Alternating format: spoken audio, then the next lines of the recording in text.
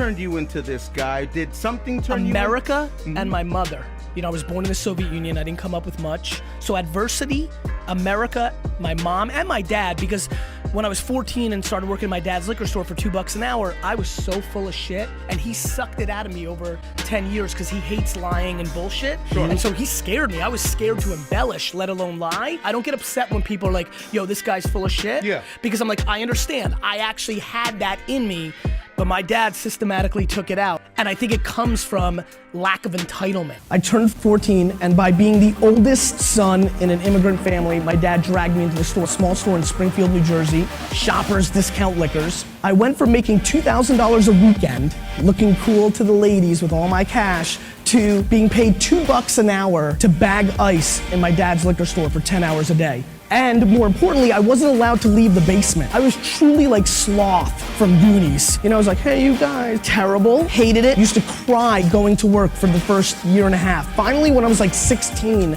my dad let me leave the basement. So I went upstairs to dust bottles. And in 1998, I took over the family business. And from 1998 to 2005, I grew the revenue of Wine Library from a $3 to a $60 million a year business. I had a burning desire to pay back my parents for being the best.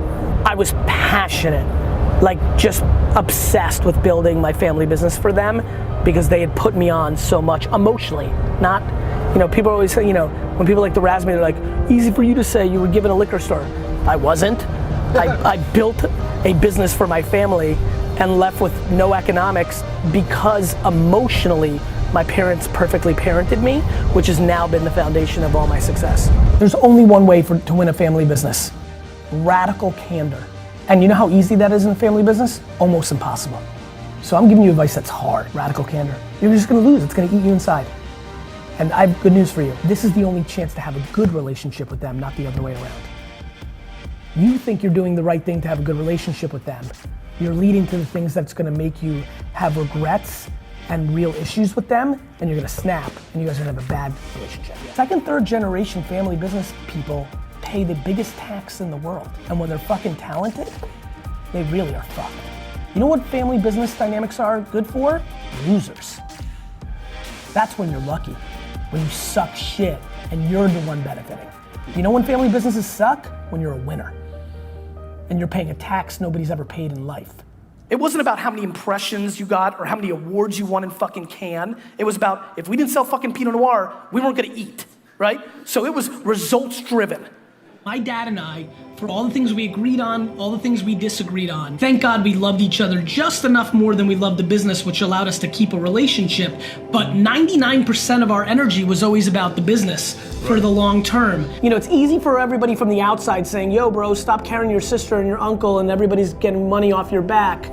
If it makes you feel good and you're okay with 15 cents on a dollar or 50 cents on a dollar, well then that's your life. So I would say this, if you've got a problem with it and your friends are saying that because they're supporting what you're saying after 4 beers, that's one thing.